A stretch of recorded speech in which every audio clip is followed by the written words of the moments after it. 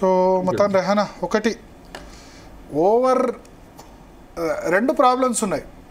Road చాలా పెద్దగా ఉన్న ప్రాబ్లమే. 4 లేన్ 5 లేన్లో ఓవర్ స్పీడింగ్ ద్వారా 120 140 కొడుతున్నారు.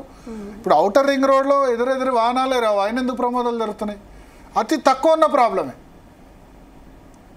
రెండు ప్రాబ్లం అవుతున్నాయి. ఇదైతే క్లియర్గా చాలా నారో రోడ్డు, ఎదురెదురుగా వస్తాయి. 4 లేన్ అయితే కనుక ఎదురెదురుగా వెహికల్స్ వస్తే ఇదే ప్రాబ్లం. ఎదురెదురుగా రాకుంటే కొంత వెనక నుంచి ఢీకొనే అవకాశాలు తక్కువ, బ్రేక్ వేస్తే కంట్రోల్ కావచ్చు. కానీ ఎదురెదురుగా ఢీకుంటే ఈ విధంగా ఉంటుంది పరిస్థితి.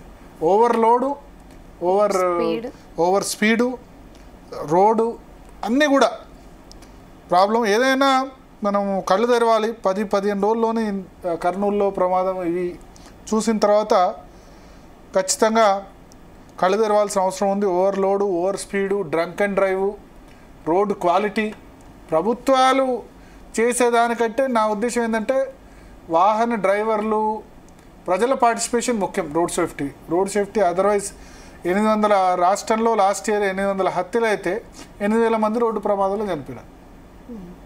ఇవన్నీ కూడా ఇందులో majority drunk and drive, over speed, ఓవర్లోడు ఇవన్నీ కారణం అవుతున్నాయి కదా. డ్రంక్ అండ్ డ్రైవ్ వాడు బతికి వేరే వాళ్ళని చంపుతున్నాడు అంతే కదా. ఇద్దరు డ్రంక్ అండ్ డ్రైవ్ చేస్తే ఒక అతను చనిపోయినాడు, ఒక అతను బయటపడ్డాడు, 25 మంది చనిపోయినారు ఆ ప్రమాదంలో.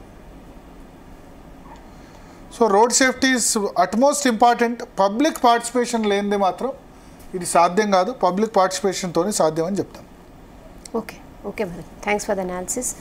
సో ఇది ఇవాల్టి DNA. Stay tuned to Zee Telugu news. Good evening, welcome to daily news analysis.